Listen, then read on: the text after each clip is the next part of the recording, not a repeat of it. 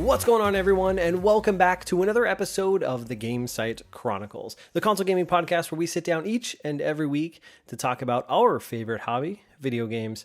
I'm your host, Bonfire, and this is episode number 5. We're 5 episodes in, well on our way into the podcast universe, so I hope you're enjoying the episodes. I'm enjoying talking about video games and putting the content creator, so it's awesome. I hope it's really a lot of fun. And I hope you are having a good day out there and enjoying March Madness, because March Madness has begun. College basketball is all the craze right now. And I got to say, I love this time of year because not only is it March Madness time, we get to wrap up the basketball season. And really, to me, this is like the only time I really watch college basketball. But also, baseball's starting, so MLB. Usually, it's well into spring training, or actually opening day, I believe, comes up pretty soon. And college baseball and softball is well off. So it's a good time for sports. I know this isn't a sports podcast, but I'm a big sports fan, so I just enjoy this time of year. The sunshine's coming out. It's getting warmer. It's good stuff. And also, I hope you had a good St. Paddy's Day if you celebrate that. It's always a interesting holiday. Hope you wore some green. And, for me, it's the one day a year I drink a Guinness. So I had my annual Guinness this year. It was actually a coffee flavored one, like a coffee porter Guinness. It was okay. I typically like those beers, but this one was, it was okay. Not that great, but I had my annual Guinness to celebrate St. Paddy's Day. I hope you had fun and stayed safe out there. And like I said, I hope you're doing well. This is a great time of year. So thanks again for tuning in. I appreciate all the love and support. And remember, the best way you can support the show is to comment and leave ratings on whatever podcast platform you're listening on, whether it be YouTube, Podbean, Apple Podcast, etc. It really helps out the show if you can just comment, leave your ratings for the show. That's always much appreciated. And lastly, you can join the community over on Locals. So head over to thegamesitechronicles.locals.com.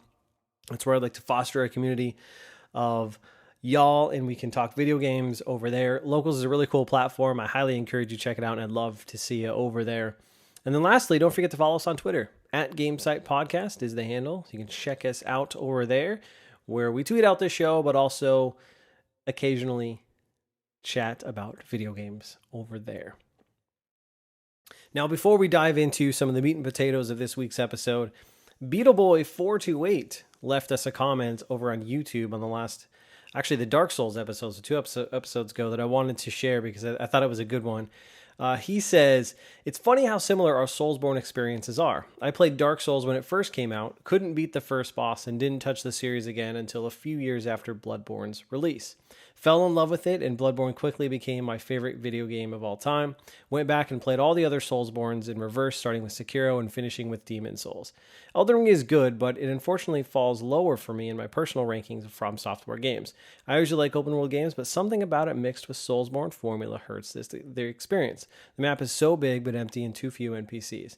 The difficulty has huge spikes and discourages exploration.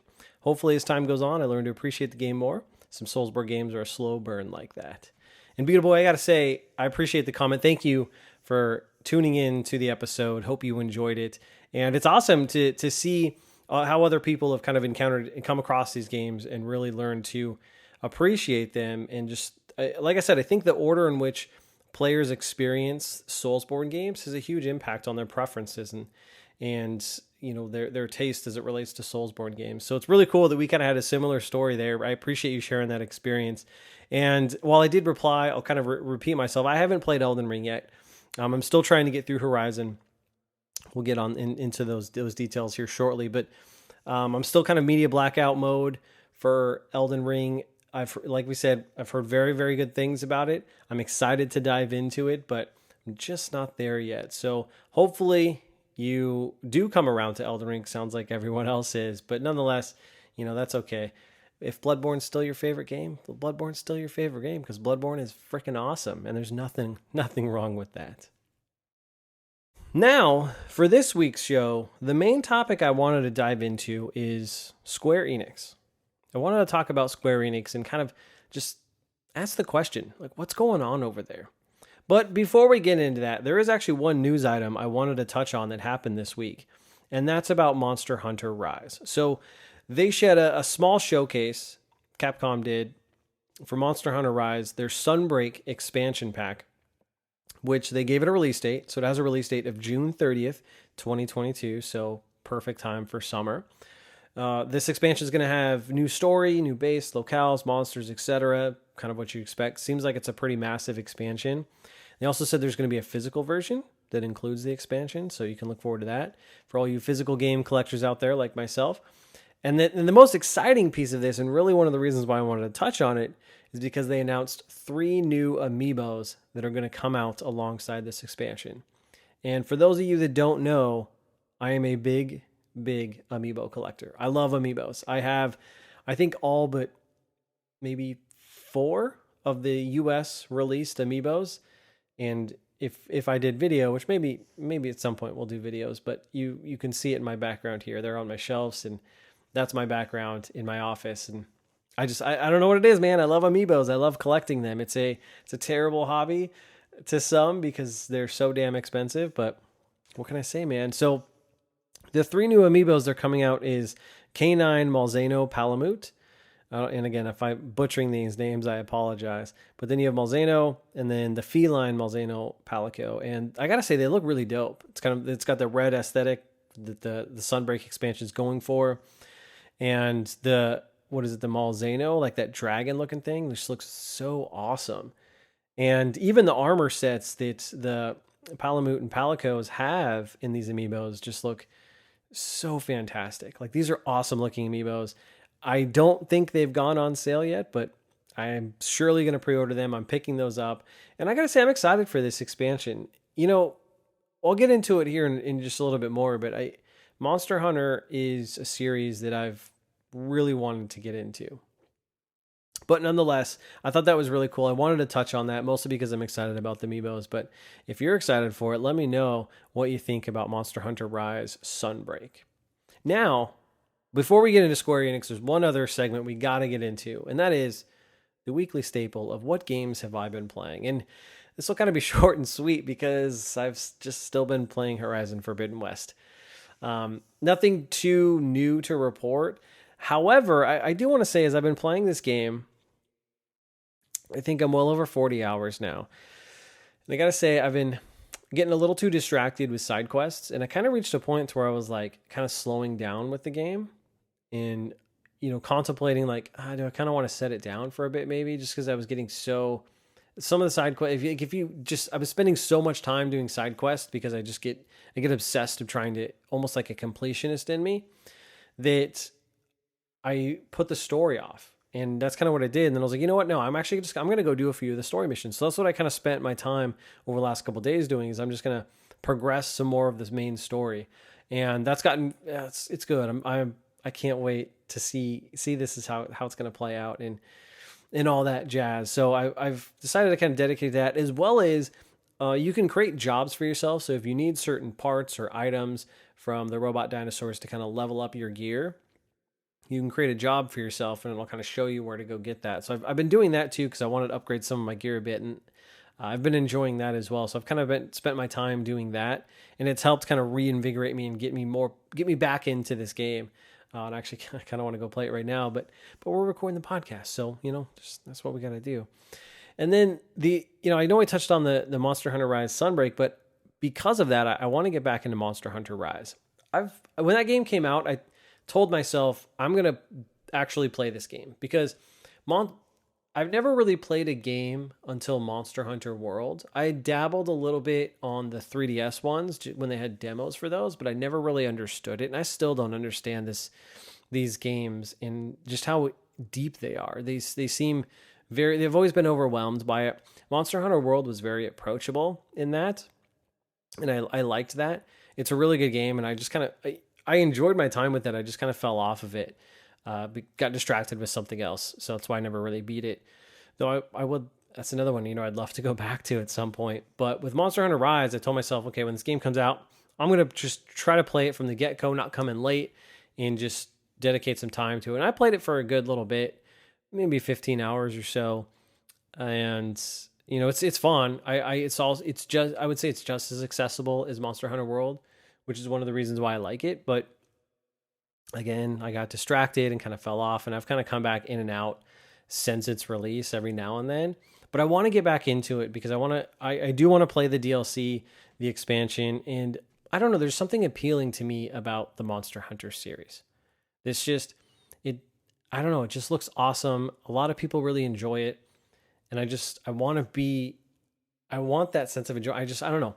I want to love this game. And while I do enjoy them, I think it's hard for me to grasp some of all the weapons you can craft and the armors and this kind of getting the right tool to take down the right monsters. And I typically play these things solo, though I did hop in yesterday to just kind of refamiliarize myself with the game and go on a quest and take down one of the monsters. And in doing that, I decided to just open it up for people to join the quests. Because again, I typically play single player, but I was like, you know what? I want some people to kind of come in and maybe that'll be fun. And I actually enjoyed that, and it helped out quite a bit. So I'm going to try to do that more and just either join missions myself or just kind of open it up for online play and let people kind of join and help, because I think that's kind of where this game shines. And I'm not a big multiplayer gamer myself, but it seems to shine a little bit more when you are playing with other people. So I want to get back into that and give that some more time and kind of prepare myself for that June 30th release of Sunbreak, because it looks just so good. And I don't know, man. Something about Monster Hunter just speaks to me that I just want to play it, though I've never fully gotten into the franchise. And then lastly, the last thing I want to touch on is we mentioned last week from the State of Play that the Returnal Ascension update is coming out, and that comes out, I checked, March 22nd, so in just a couple of days from the recording of this podcast. And if you listen right away on Mondays, new episodes Mondays, 9 a.m. Pacific Standard Time, that'll be getting ready for you. So what is it, Monday? Today is the 19th, so yeah, it's a day after. If you listen on Monday, you can go check out Returnal Ascension. And since that comes out, I kind of wouldn't mind giving it a try. And just kind of been looking for an excuse to get back into Returnal, so that may be what pulls me back. We'll see. More to report on if I dive into that. But those are the games I've been playing. Let me know what you've been playing down in the comments below. I'd love to check those out because it's just so fun to see what everyone's kind of playing these days. And so with that leaves us to our main topic. The main segment of the show is Square Enix. So what's going on with Square Enix? And this is a question I've kind of been asking myself here lately, especially after that last third-party State of Play that Sony put out for PlayStation, because Square Enix had a solid presence there. I mean, they're the ones that closed out the show, and they've been releasing quite a few games. They released one here lately, actually two here lately, and it's just kind of been hit or miss, I feel like. And it's a tale of two sides when I look at Square Enix. Because on one hand, you have the role-playing, the JRPG side, killing it with the likes of, Final Fantasy VII Remake. They put out Triangle Strategy, which seems to be well received. And I think they just put a thing that game sold over 800,000 copies, which is awesome. Especially since it's just on the Switch, I believe. So I wouldn't be surprised if that, like Octopath Traveler, comes to other platforms, which would be great. And then obviously Final Fantasy XIV has just been a monster hit. That game did well, but it just exploded here over the last year or two. And so I just on the JRPG, and also let me take a step back one more, because they're also bringing like Live a Live to the West. The Dialfleet Chronicles, they showed off the State of Play. I talked about that last week. That looks great. So on the JRPG side, I think they're killing it. I think they're doing a lot of good things. But then on the flip side, some of their other games, non-JRPG focused games, has really been live service focused, and they can't help themselves but want to try to get into this space. And that's where they've kind of seen meddling results at best, but mostly just failure. And I don't understand it. And so how I kind of wanted to approach this topic and kind of laying out my initial thoughts and the two sides is I wanted to go through a list of their key releases that I pulled out since about 2020, and then also share the Metacritic scores, so both from the critics and then the user scores, because there are some differences there that I think are interesting. just to kind of lay out some context on some of their releases, their big releases, I should say, and how they've been received from a critic and user standpoint, and share a little bit of color commentary on those. And then I want to walk through some of their key games, mostly on the live service side, to talk about some of that performance level, just to kind of lay out a picture and kind of share my thoughts sprinkled throughout, and then wrap it up with a little bit on their financial and one interesting tidbit that I think they're doing. So with that, let's get into it. So let's go through some of their key releases since 2020. And again, this isn't every single release. These are cherry picked from me, just some of the bigger games that I recognized coming out of Square Enix. Starting with Final Fantasy VII Remake, which was just, I think, a monster hit for them. Directly from Square. And that has a PS4 Metacritic score of 87 with a user score of 8.1. So I'd say doing pretty good. And then Marvel's Avengers. We all know and have heard of that game. It's got a pretty big name to it. And we know, I think most of us know the story of this game, but that came from Crystal Dynamics. And that it actually has a higher Metacritic score than I thought on PS4 at a 67 and a user score of 4.9. So a little disparity there. Trials of Mana, they brought those games over from Square and XEED. I don't know if I'm saying that right, as the developers. PS4 Metacritic score of 76 and a user score of 7.5. And then they brought over Final Fantasy Crystal Chronicles, Square did, to the Switch. And this is the Switch version, so this is the critic score of 60 and a user score of 4.5. So that one didn't do so well compared to some of the other Final Fantasy projects. And then Dragon Quest XI S, when they brought that over to the PS4 and the Xbox, the S version, directly from Square, has a PS4 critic score of 91 and a user score of 8.1. So obviously a beloved game by many, and that one did pretty well. And then recently released Bravely Default 2 from Claytek Works over on the Switch has a critic score of 76 and a user score of 8.0. Balan Wonderland. And this game is just fascinating. I actually kind of want to get a copy of a physical version of this, just because this game has turned out to be such like a meme of a game. But that came from Balan Company and Arzest, though I don't think Balan Company might exist anymore. I know they're not doing another game.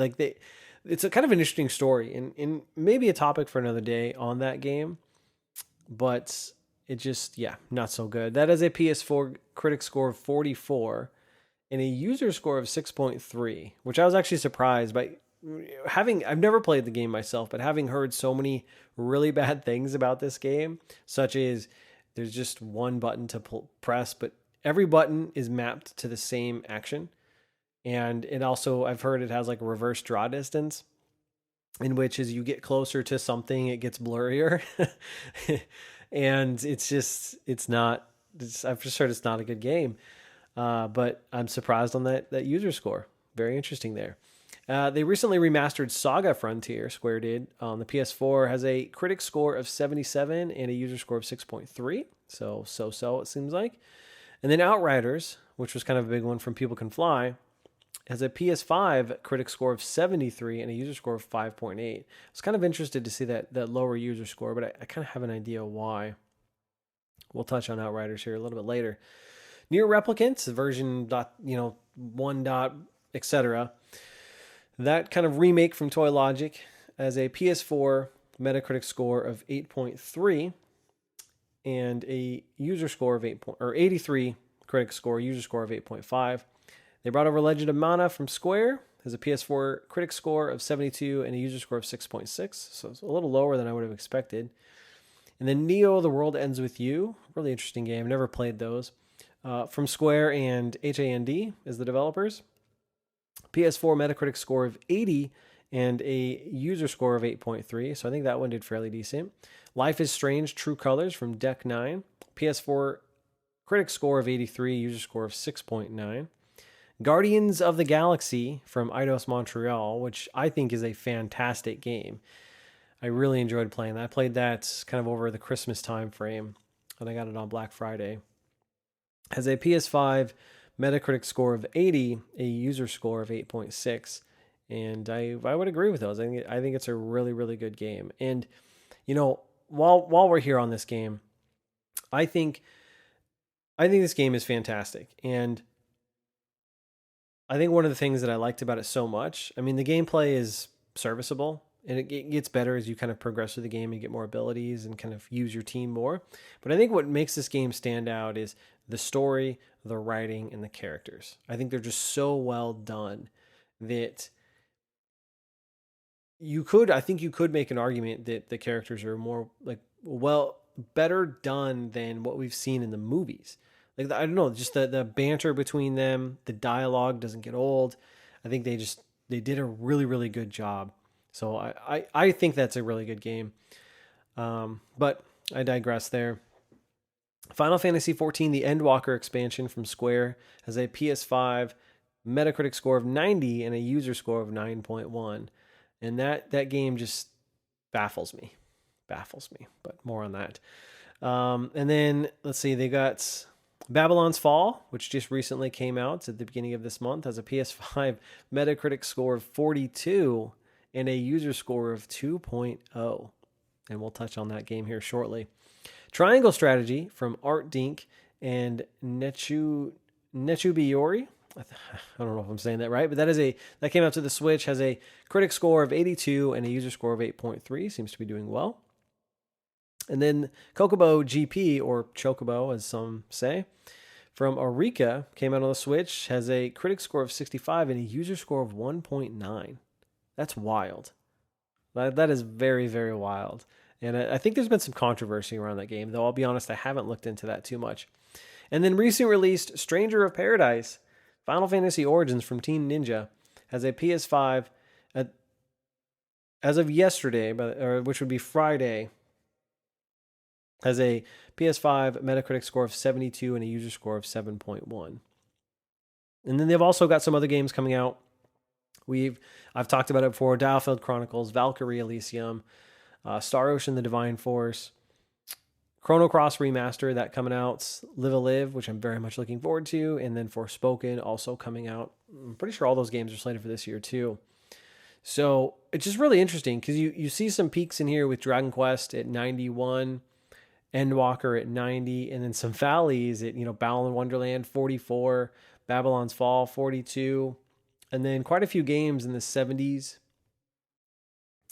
range, and a couples in the high 60s with Avengers and stuff like that. So just kind of a wide variety of scores here from a Metacritic perspective, and even from a user perspective. And some of these games have vastly different scores than kind of what you'd expect based on the critic scores. So just really, really interesting things. And like I said, I think there's a lot of things that they're doing right, but they can't help themselves to continuously try for this live service model. They're obsessed with it. And I think they're trying to throw everything they can at the wall, and nothing's sticking from what I can tell. So that's what I want to touch on. A couple of these games that they're live service attempt games, starting with Avengers. I think this is the most obvious one.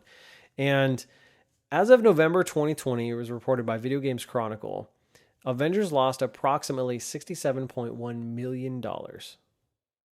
That's lost money after all their sales, which is crazy. And it honestly took a huge hit in their financials. And I think looking back, I remember hearing about their financial report that the crappy part about this is this Avengers financial performance, since it came out in 2020, overshadowed the success of Final Fantasy VII Remake from a financial performance, like on their actual financial documents. It's kind of a bummer there, but that's a lot of money. I mean, a lot of games have those budgets.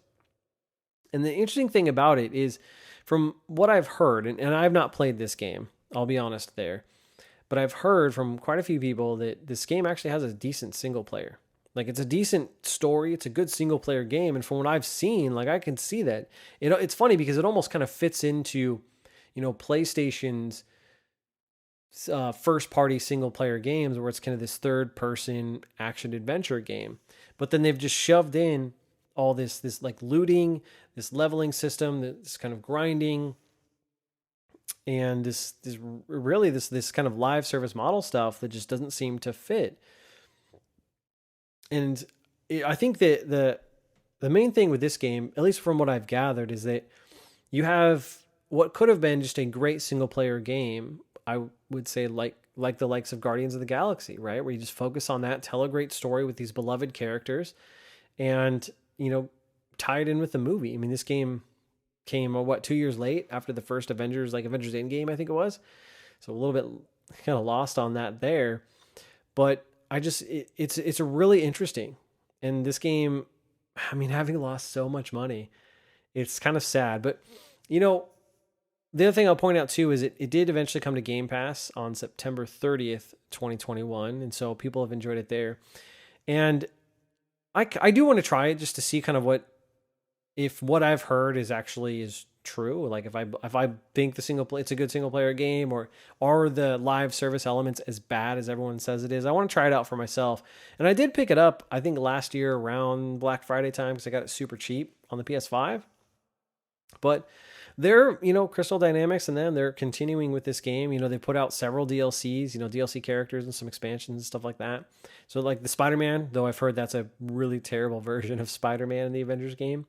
And that's a PS4 exclusive. I know they did Hawkeye and I think Hawkeye's daughter, which I think that was the first DLC character that came out. And it's like, really? And nothing against Hawkeye. And I do not claim to be a Marvel expert, but like out of all the characters you have, like that's who you're going to lead with. This is the big like DLC character. Like, really? Like, I know maybe you're trying to tie in. I know they recently did that Hawkeye show. So maybe you were trying to tie it in a little bit there, but really? I don't know, man. You could do way better than that. But I know they also had a Black Panther expansion, which I think has the Black Panther character and like a whole new area to explore. And I know they have a roadmap in 2022 with more characters to come. So they're going to continue to support it into the second year. So kudos to them, but I don't see you revitalizing this game. I don't see it. I think too many people went in expecting a live service game, and there was nothing to really keep them there. It just wasn't done very well. But from a single player game standpoint in the story, I think you had something there, and I feel like that's really what you should have stuck with. Now, another example is Outriders. And this one they kind of marketed, like People Could Fly and Square Enix marketed a little bit differently. I think they were more upfront and transparent, and that this is like a looter shooter game, but it's not really a lot. Like we don't plan on having microtransactions and this being like a live service game, if I recall specifically. And I think that boasted well for them. And so from what I could gather, they've sold about 2 to 3 million copies across all platforms. The interesting aspect with this game is it did come to Game Pass on day one. And as reported by Gamecite as of August 2021, People Can Fly, so the developer, made claims stating that they have yet to receive any royalties from Square Enix. And some additional context to that, as reported by Video Games Chronicle, they reported that the devs would only receive royalties once all expenses for the game had been recouped. And so that begs the question, having sold 2 to 3 million copies, and it's funny because Square Enix early on was boasting about the success of this game and their player numbers and all that jazz. Yet you seemingly haven't recouped the cost of the game, and therefore the devs haven't yet been getting any royalties. And so will we see an Outriders 2? I don't know. Which is kind of unfortunate, because I think if we go back to the Metacritic scores, Outriders got a 73, so not terrible by any means, but the user score got a 5.8. And I think what happened with this game is I know it had some bugs at launch and stuff like that. And I also think the end game for folks that typically like those live service games and want to get into looter shooter types just wasn't very strong, wasn't very good. And so I'm sure that had an effect on the user score. But it's really just kind of an interesting game. Now, I played Outriders myself, and I played it through Game Pass because, again, I was kind of iffy on it. I wasn't sure if I was going to like it. Kind of going into it, it's like, okay, I kind of like what I see here with this kind of Gears of War style third-person cover shooter. You got some looter elements in there, which could be interesting, though I'm not typically a fan of those games. Though I will say I do enjoy the Division series. I think those are fun. So I don't know. So that's why I tried it on Game Pass. And I enjoyed it. And I eventually did buy it because I wasn't sure when it was going to leave Game Pass. So I was like, I at least want to get this game, support the developers. So I did buy it. And I think it's good. I liked the story. It kind of went on a little too long for me. I think the structure's okay. Like overall, I think they have a really good foundation for the game, but I think they can tweak some things, improve on a little bit. The combat system was a little bit for me to grasp, and I'm sure it's one of those games where it's fun on co-op. I played through it solo, single player, but I think to capture some of those people that like those live service elements, or like building a character, going through kind of end game type stuff, or you're repeating missions, grinding for loot, stuff like that. I think they can do better in that aspect to really improve the game and capture those people in. But from a story standpoint, I think it's a really good story. And the combat I think is really fun. It's really, really interesting and is very unique in that regard. So I think they have something here, but Square Enix does not seem to be satisfied, which is a common theme that we'll see throughout these games. They're not meeting whatever sales figures they expect. They're never meeting them, regardless of the performance or critical success of any of these games.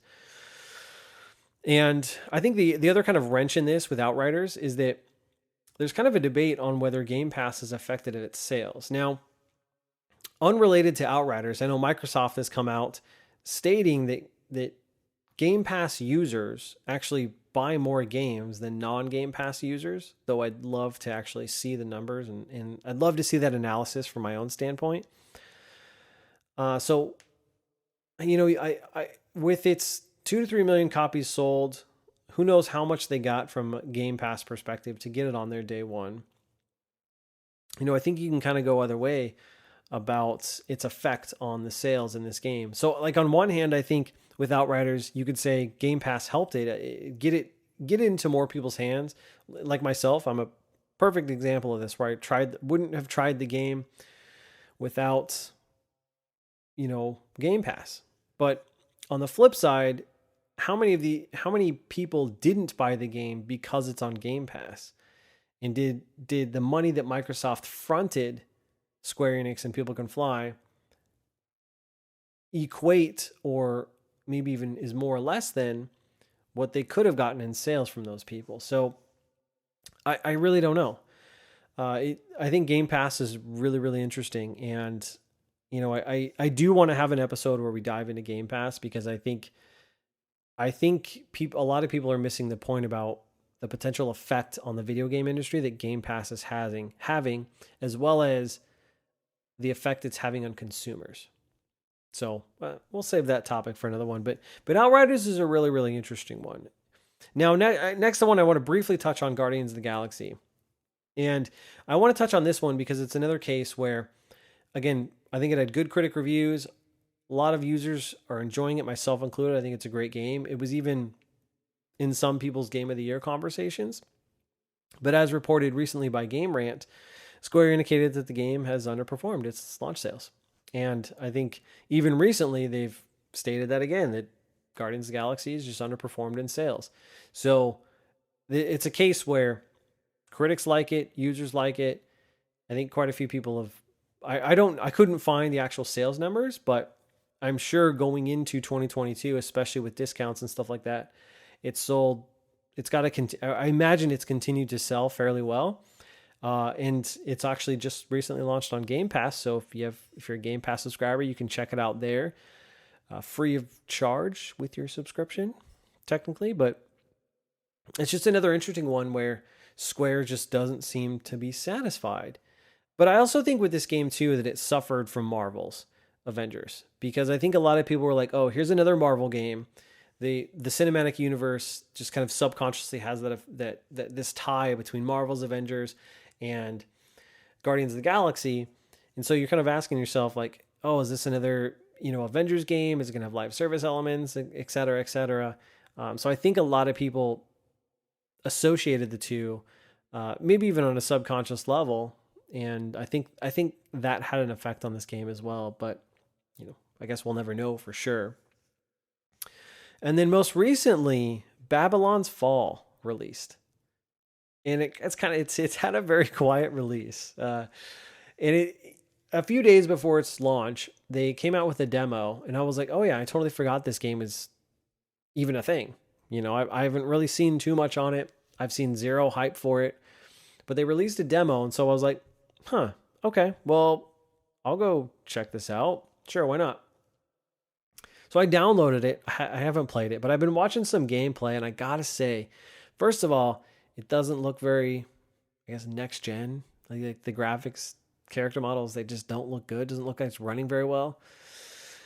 But then the other thing is, I don't know, it just doesn't look interesting. And then this is a game where I think on paper, you have a good concept. You got Platinum Games, which is known for their combat, known for the Nier games. And so you take Nier-like characters, that Nier style of combat, you throw it into, I think it's some sort of like fantasy type setting, and you add some kind of looter elements to it. And I think on paper, I think you have something that's pretty interesting. But in practice, in actuality, it doesn't seem that good at all. And Babylon's Fall is officially the worst rated console exclusive for the PlayStation 5, even beating out Godfall. Y'all remember Godfall? Remember that game? That launch game from, oh man, who is it? From Gearbox. They published that game. Yeah. Godfall. That's an interesting game. I picked that game up on sale and played through it early last year, I believe. And that's another one where it's like, okay, it's a live service game, or that kind of has that live service model, so to speak, but there's just nothing to do really. The end game is not good. The loot isn't that great. The areas aren't fun to explore, and it's just not that great of a game. Pretty looking for sure, and I think an interesting concept, but it's just not executed very well at all. And I think Babylon's Fall is another one that falls into that category, right on par with Godfall. And some context here for you, that is reported that the Steam version of Babylon's Fall had a peak concurrent player count of 650. That is nothing.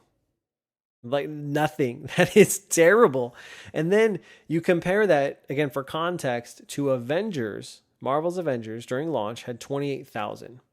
Now, I know Marvel's The Avengers, that brand, has more recognition, and I'm sure that's absolutely a factor in this, but that is 650 peak concurrent player count on Steam is horrible. Just absolutely horrible. And this game is just falling flat on its face. It's dead in the water. But it seems like Square in Platinum Games is trying to get some feedback. I've seen reported that they're, sending players, requesting feedback from players, seeing if there's a way to revitalize this game. But dude, this is just another example where like this one didn't even get to Marvel's Avengers level. Like it's not good. It's not good at all. And so it just kind of going through some of these examples where, Avengers lost a ton of money.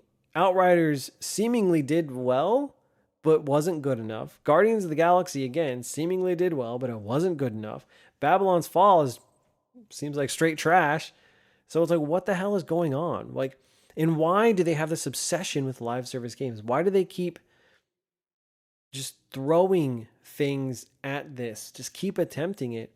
Meanwhile, on the other side, in the JRPG space, and with their Final Fantasy 14 MMO, they're killing it. They're having, I think, great success over there. I think Final Fantasy 7 Remake was a wild success. Final Fantasy 14 has been massive. Like over the last 2 years, it's just exploded to where I think it was reported here recently that they had 25 million registered players. That's registered players. Doesn't mean active players, but registered players, which is wild. And I know that at one point they offered a trial for the game where you could play, up to a certain level, I think, or a certain number of hours or something like that for free to get into the game leading up to the Endwalker expansion. But they actually had to stop that because their servers were just being overloaded. And they actually had to stop sales of Endwalker because their servers were being overloaded. They could not support the player count, which is wild. Like that game is just blown up. It's crazy. It's actually a really interesting story. But like you have these successes over in this space, I also forgot to mention Final Fantasy 16 is coming. A lot of people are excited for that. So on the JRPG side, they're having success. I think they're doing things well, but you have this continuous obsession with live service games, and I don't understand it. I don't understand it at all. Now, the last thing I wanted to touch on was their financials, because I was kind of curious with the kind of ups and downs they've had with some of their releases, and are they in any financial trouble? And a great website, which I'd highly recommend if you're kind of into this more nerdy technical stuff, is gamesindustry.biz. In searching them, I found a recent article that they did that states Square Enix raises forecast thanks to increased MMO revenues. And so they kind of gave a couple bullet points about their financials that I wanted to cover here. So, and this was published February 24th, 2022. So 3 or so weeks ago. So fairly recent. And so they say 9-month sales are up 8% year over year at 2.4 billion. Profit is up 117% at 346.9 million. MMO sales are up 63% to 420.2 million. And this is thanks to the Final Fantasy 14 subscriber increase and Endwalker release, which we just mentioned has been insane. Full year profit forecast was increased from 209 million to 305 million this year, or this fiscal year, I should say. So, I mean, even off those 3 bullet points, I think they're doing okay, and can sustain a couple of these hits here. And we mentioned too that I think it was in 2020 their financials were in a much worse state because of Marvel's Avengers. So as long as they're kind of avoiding that level of catastrophe, I think they'll be okay, especially with Final Fantasy 14 MMO kind of supplementing everything else at this point. But one quote here, one kind of section here that I did want to quote, I thought was really, really interesting too. So I quote, "The first 3 quarters of its previous financial year saw the release of Final Fantasy 7 Remake and Marvel's Avengers, whereas the comparable release slate this fiscal year has hinged on Outriders, Near Replicant, and Marvel's Guardians of the Galaxy. While the latter launched to critical acclaim, the publisher said in an investor briefing that launch sales undershot our initial expectations. However, it notes that discounts and sales promotions run since November have improved its performance, and Square Enix hopes to continue this to make up for the title's slow start." There was no comment on Outriders' performance, despite Square Enix previously saying the game was off to a good start and marked the start of its next major franchise. The game developer People Can Fly claimed in August that it failed to break even in its first quarter and had yet to receive royalties that were paid once the game became profitable. End quote. So I touched on a couple of those things, but it's interesting to see it reiterated here in this recent financials. So, I mean, all in all, I think Square Enix is going to be fine. They're doing just fine, and they've got some really good projects and games in the works, but it's just interesting to see this one insatiable appetite. They cannot be satisfied from a sales standpoint. So it makes you kind of wonder how they're forecasting that. What makes up those expectations from your standpoint? And then the other thing, again, I bring it up, this this obsession with live service games. Again, you have so much success in other areas, and you even had success prior generations, like with Deus Ex from Eidos Montreal. The Tomb Raider franchise was that's what Crystal Dynamics was doing.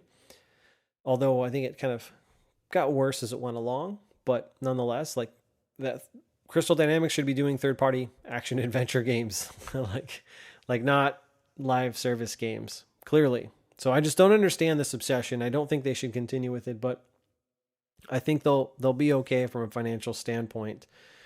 And the last thing I wanted to touch on that I thought was really interesting, as I noticed with Square Enix, is that they've been offering a lot of demos for their games.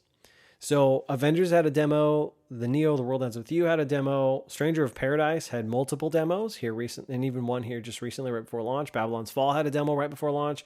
Triangle Strategy has had multiple demos up until launch, including trying it out before buying it with progression carrying over. Final Fantasy 14 has had trials, Outriders had a demo, etc. So I want to give them credit here because I really like this tactic and this strategy of offering a demo for your game, and some of these games having your progression carry over if you purchase the main game. I really, really like this. And it's something we used to have way back in the day, I feel like. And it's, demos was a main thing, get to try it before you buy it, that type of thing. And then we kind of moved into this period of, I'll put it in quotes, alphas, betas, server tests, and all those likes, and which aren't really alphas or betas. They're game demos. They're not alphas or betas. But I won't belabor that point. So it's kind of a breath of fresh air, and I wanted to give them credit here and point that out, that's one of the things that they're doing. It's part of their strategy, it seems like, to offer some form of the game for demo so you can try it before you buy it. And I like that. I think that's really, really cool. So I wanted to give them a shout out there from that standpoint, albeit the ups and downs of the other Square Enix games. But there it is. That's all I got for you guys this week. That's kind of, I wanted to walk through Square Enix, share some of my thoughts on those, and ask the question. Let me know what you guys think. What do you guys think about Square Enix? What are some of your favorite games from Square Enix? Let me know down in the comments below. And that's this week's episode. Hope you enjoyed it. Again, it's always appreciated. The best way you can support the show is to leave a comment and rate the podcast on whatever platform you're listening to. It helps with the algorithms, and it's very much appreciated. And as always, I look forward to talking with you guys next week. Episodes go up every Monday, 9 a.m. Pacific Standard Time. And that'll do it. I'll talk to you guys next week. Until next time, I'm Bonfire, and I will see you online.